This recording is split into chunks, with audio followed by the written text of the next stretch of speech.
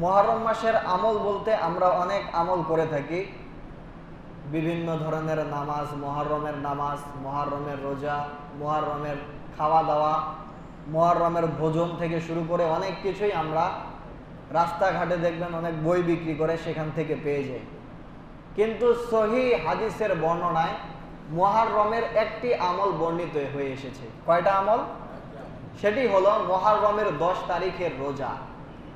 হাদিসের মধ্যে বর্ণিত আছে আন্নান নাবিয়্যা সাল্লাল্লাহু আলাইহি ওয়াসাল্লাম লাম্মা কদিমাল মাদিনাতা, জনাবে মুহাম্মদুর রাসূলুল্লাহ সাল্লাল্লাহু আলাইহি ওয়াসাল্লাম যখন মক্কা থেকে হিজরত করে মদিনায় যান, দেখলেন ইহুদিরা সেই দিনে রোজা রাখে। ফাকালা আন-নাবিয়্যু সাল্লাল্লাহু আলাইহি ওয়াসাল্লাম মা হাযাল ইয়াউমুল্লাযী তাসুমুনা ফীহি, হে ইহুদিরা, তোমরা যে আজকের এই দিনে রোজা রাখছো, তোমরা যে মুহররমের 10 তারিখে রোজা রাখো, এই দিনের গুরুত্বটা তোমাদের কাছে কি? তোমরা কেন এই মুহররমের 10 তারিখে রোজা রাখো? ফাকালু, তারা বলল, ইহুদিরা উত্তর দিয়ে বলল, হাদা ইয়াউমুন আযীমুন, এটা মারাত্মক গুরুত্বপূর্ণ একটা দিন। কেন? আনজাহুল্লাহু ফীহি মূসা ওয়া কওমাহু ওয়া গররাকা ফিরআউনা কওমাহ, আল্লাহ সুবহানাহু ওয়া তাআলা এই দিনে মুহররমের 10 তারিখে সাইয়্যিদানা হযরত মূসা আলাইহিস সালামকে এবং তার কওমকে ফিরআউনের হাত থেকে মুক্ত করেন। বলি সুবহানাল্লাহ। ওয়া গররাকা ফিরআউনা ওয়া কওমাহ, আল্লাহ সুবহানাহু ওয়া তাআলা এই দিনেই ফিরআউনকে আর তার দলবলকে ওই নীল নদে চুবিয়ে হত্যা করেন। বলি আল্লাহু আকবার। ফাসামা মূসা শুকরান, আল্লাহর নবী মূসা আলাইহিস সালাতু ওয়াস সালাম এই মুহররমের 10 তারিখে শুকরিয়াতান রোজা রেখেছেন। ফানাসুমুহু, সুতরাং আমরাও কি করতেছি? রোজা রাখতেছি। এটা কাদের বক্তব্য? ইহুদিদের বক্তব্য। ফাকালান নাবিয়্যু সাল্লাল্লাহু আলাইহি ওয়াসাল্লাম, আল্লাহর নবী সাল্লাল্লাহু আলাইহি ওয়াসাল্লাম বলেন, ফানাহনু আহাক্কু ওয়া আওলা বিমূসা মিনকুম, হে ইহুদিরা, মূসা নবীর বেশি নিকটবর্তী এবং বেশি কাছের আমরা, কেননা মূসা হলেন আল্লাহর পয়গম্বর আর আমি নবীও হলাম কার পয়গম্বর? জোরে বলেন, কার পয়গম্বর? সুতরাং তোমরা যদি মূসা আলাইহিস সালামের শরণার্থে, মূসা আলাইহিস সালাম শুকরাতান রোজা রেখেছেন, তোমরা যদি রোজা রাখতে পারো, আমরাও তাহলে এই দিনে রোজা রাখার বেশি হকদার। ফাসামাহু রাসূলুল্লাহ সাল্লাল্লাহু আলাইহি ওয়াসাল্লাম, নবী সাল্লাল্লাহু আলাইহি ওয়াসাল্লাম এই দিনে রোজা রাখলেন। ওয়া আমারা বিসিয়ামিহি, আর সাহাবাদেরকে এই দিনে রোজা রাখার আদেশ দিয়ে দিলেন। সুবহানাল্লাহ। তাহলে রোজাটা কোথা থেকে এসেছে? নবীর জামানা থেকে। নবীর জামানা থেকে এই রোজা রাখার আদেশ।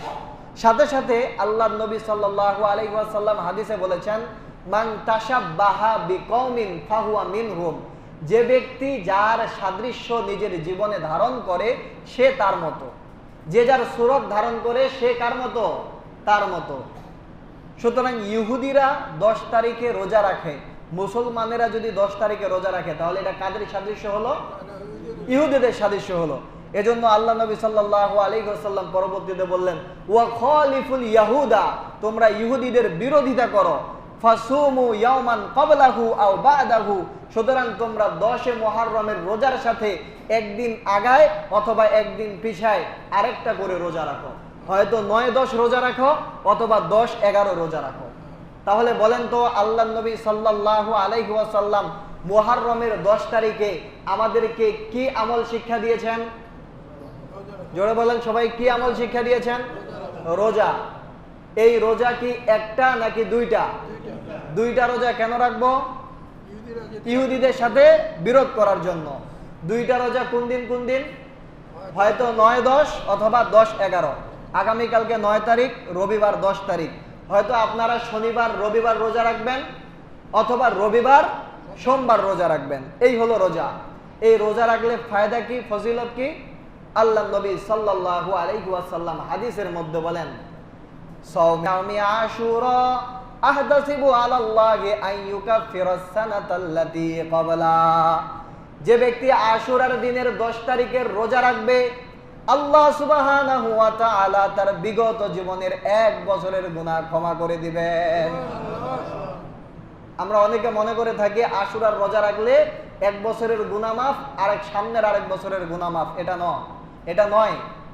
আল্লাহ সুবহানাহু ওয়া তাআলা শুধুমাত্র আরাফার দিনের রোজা যে ব্যক্তি রাখবে তার বিগত জীবনের 1 বছরের আর সামনের 1 বছরের গুনাহ আল্লাহ সুবহানাহু ওয়া তাআলা ক্ষমা করে দিবেন, বলি সুবহানাল্লাহ। আর যে ব্যক্তি এই মুহররম মাসের 10 তারিখে রোজা রাখবে আল্লাহ তাআলা তাকে পূর্বের 1 বছরের গুনাহ ক্ষমা করে দিবেন, সুবহানাল্লাহ। এখন আমরা অনেকেই এই 10 তারিখের ঘটিত একটা ঘটনা, কারবালার ঘটনা, যেখানে ইমাম হুসাইন রাদিয়াল্লাহু তাআলা আনহুকে নির্মমভাবে শহীদ করা হয়েছে, আমরা মনে করি আমরা রোজা রাখবো কারবালার শোকে। আসলে কি এই রোজাটা কারবালার শোকে এসেছে? তাহলে কোথা থেকে আসছে? নবীর জামানা থেকে। নবীর জামানার পর দীর্ঘ 60 বছর পর 61 হিজরিতে মুহররম মাসের 10 তারিখে কারবালা সংঘটিত হয়। নবী কত বছর আগে আমাদেরকে রোজা শিক্ষা দিয়েছেন? 61 বছর আগে। কারবালা হয়েছে কয় বছর পর? 61 বছর পর। তাহলে কারবালার সাথে রোজা রাখার কোনো সম্পর্ক আছে?